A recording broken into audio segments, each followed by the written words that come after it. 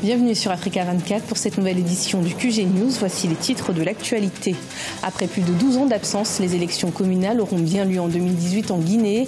Le processus électoral a déjà été entamé. Dernière étape, la distribution des cartes d'électeurs. 3 jours après la collision avec un camion, la ligne reliant la ville de Port Elizabeth à Johannesburg en Afrique du Sud est de nouveau effective. Une décision qui crée la polémique du côté de la population. Et puis en Côte d'Ivoire, la saison de volleyball s'est ouverte ce 6 janvier. Chez les hommes, la saison précédente a été dominée par la société Omnisport de l'armée et la SEC Mimosa du côté des femmes. Mais tout d'abord, au Niger, le procès des militaires accusés d'atteinte à la sûreté de l'État s'est ouvert ce 8 janvier 2018 à Niamey. Ces derniers seraient impliqués dans une tentative de coup d'État qui a eu lieu en juin 2015. Il serait au total une vingtaine de personnes, dont des civils et des militaires. Parmi eux, 9 hauts gradés des forces armées nigériennes, considérés comme les meneurs. En Guinée, les élections communales se préparent, prévues pour le 4 février 2018. Les préparations vont bon train. Dernière étape en date du processus électoral, la distribution des cartes d'électeurs. Le point avec Ashley Duprat.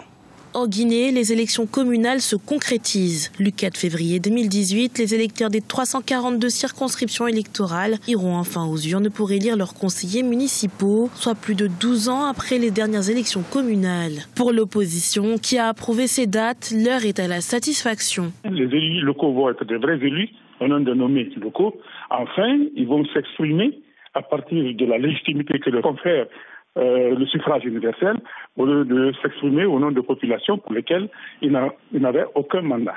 Nous espérons que cette date sera tenue. Nous avons dépassé le cap de la gestion des candidatures.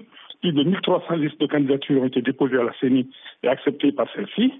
Nous sommes actuellement au stade de la distribution des cartes d'électeurs. C'est une opération qui dure un mois. Nous espérons que le chronogramme électoral va se dérouler dans les conditions prévues pour que ces élections se tiennent effectivement lieu le 4 février. Il faut dire que les élections ont été repoussées à plusieurs reprises. Avant d'être décalées au 4 février 2018, ce scrutin devait se dérouler en février 2017, suite à un accord conclu en octobre 2016. De son côté, la Commission électorale nationale indépendante assure faire tout ce qui est en son pouvoir pour assurer la crédibilité de ces élections. Nous allons faire ce qui doit être fait pour une élection, c'est-à-dire associer toutes les parties prenantes à toutes les activités que nous menons sur le terrain. Comment ça ? Nous sommes sûrs que les résultats qui viendront seront des résultats acceptés de tous. Pour ce faire, la CENI a d'ores et déjà entamé une campagne de distribution des cartes d'électeurs dans les quelques 342 circonscriptions que compte le pays. Dernière étape pour la CENI, pouvoir distinguer les logos des différents partis ayant déposé des listes de candidatures. Une difficulté qui, selon les dirigeants de la commission électorale, ne seront plus d'actualité d'ici le jour des élections. En Afrique du Sud, la ligne reliant la ville de Port Elizabeth à Johannesburg est de nouveau effective seulement 3 jours après la collision avec un camion au niveau de Kroonstad, ville au centre du pays. Un accident qui a fait 20 victimes et 260 blessés. Des explications avec Ashley Duprat. Le service ferroviaire est rétabli entre la ville de Port Elizabeth et Johannesburg depuis ce dimanche, 3 jours après la collision d'un train avec un camion au niveau de la ville de Kroonstad. Les nettoyages se poursuivent et les autorités envisagent un retour progressif du trafic. Actuellement, nous sommes en train d'enlever tous les déchets et dans 3 jours, quand tout sera normal, nous passerons au nettoyage de la ligne principale. Ces travaux qui devraient à terme permettre à la Prasa, société exploitante de cette ligne, d'ouvrir une seconde voie dans le but de retrouver un trafic normal. Un nouvel incident qui n'est pas le premier pour cet exploitant. En effet, en avril 2017, un incident technique avait fait une victime ainsi que plusieurs blessés sur une ligne de la Shosholoza Mail, autre entité que dirige la Prasa, ce qui crée la polémique. Pendant des années, la Democratic Alliance a demandé à Metrorail, une entité qui relève de la Prasa, d'allouer une plus grande partie de son budget à la maintenance. Si Metrorail avait respecté les mesures de sécurité de base et veillé à ce que l'infrastructure soit entretenue régulièrement, cet accident aurait pu être évité. Quant à la Prasa, elle se dégage de toute responsabilité et prône la négligence du chauffeur routier mise en cause. À travers la voix de son PDG, Mthutuzeli Swartz, l'agence ferroviaire sud-africaine a fait savoir qu'elle apporterait un soutien juridique aux familles des victimes. Pour rappel, cette collision avait 20 victimes et 260 blessés. Il est l'un des rappeurs les plus en vue sur la scène musicale nigérienne. Ama Yahaya, plus connu sous son nom d'artiste, Al-Radic Soldier, prépare la sortie d'un nouvel opus en 2018. Auteur, compositeur et interprète, c'est en 2005 qu'il a démarré sa carrière dans un groupe avant de se lancer en solo. Découverte dans le reportage de notre correspondant Sadou Alizé Mouktar.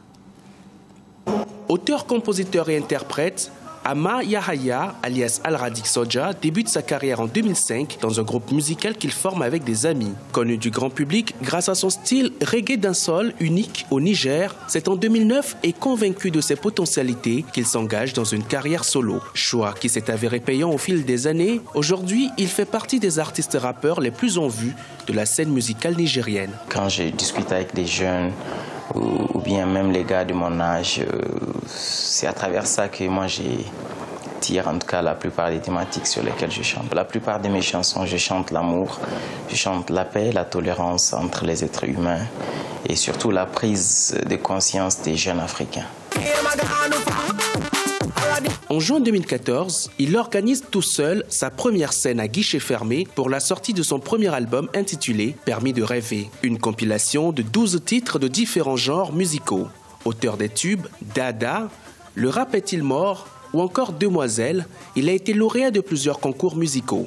Depuis, Al-Radic ne cesse de surprendre les mélomanes nigériens en se classant en tête des hits au Niger. En tant qu'artiste, en tant qu'un ambassadeur, j'ai un mot à dire à l'endroit de la société. Donc j'ai chanté pour dire que le mariage, Dieu nous l'a conseillé. C'est vrai qu'il a aussi conseillé les divorces quand ça ne va pas, mais ce n'est pas parce qu'il aime le divorce.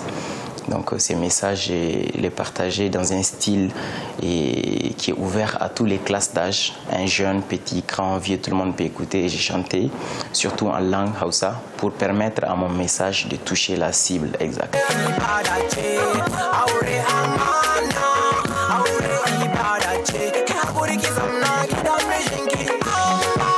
Éclectique dans sa musique avec une voix mélodieuse, irrésistible, touchant enfants, jeunes et vieux, Al-Radic Soldier, à travers sa musique, essaie de donner espoir aux plus désespérés en abordant des thèmes sur la paix et l'amour. Sa prochaine sortie discographique est prévue courant 2018.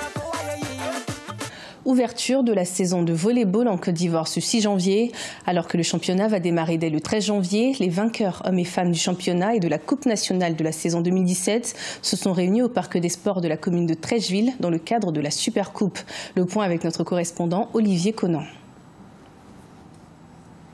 Militaires et policiers en finale de la Super Coupe de volleyball au Parc des Sports de Treichville. Pour ce trophée d'ouverture de la saison, les militaires de la SOA, Société omnisports de l'armée en orange, ont démontré une puissance de feu supérieure à celle de l'association sportive de la police.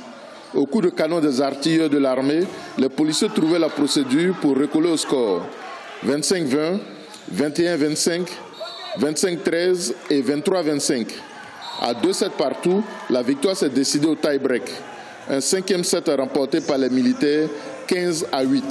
On a perdu ici en demi-finale du championnat national contre cette même équipe. C'était pour nous un challenge, l'occasion pour nous de rectifier le tir. Oui, certes, difficilement, mais l'objectif est atteint. Chez les dames, la SEC Mimosa en maillot gris a confirmé sa suprématie sur le Stella Club d'Adjamé qu'elle a battu 3-7-0, 25-14, 25-22 et 25-15.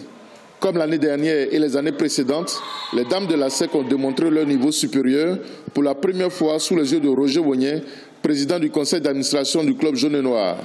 Pour ce dernier, la SEC va briller dans toutes les disciplines sportives où ses équipes sont engagées. C'est le volley aujourd'hui, le football on le sait, c'est le volley, j'espère demain le handball et j'espère demain le basket.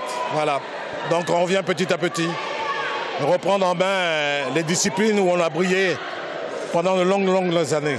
Après avoir démarré l'année avec la Super Coupe, la Société omnisports de l'armée chez les hommes et la SEC Mimosa chez les dames comptent bien asseoir leur domination sur le volleyball ivoirien durant la saison 2018. Ce journal a été préparé par l'ensemble de la rédaction. Merci de nous avoir suivis. Retrouvez dans un instant une nouvelle édition de l'information sur Africa 24.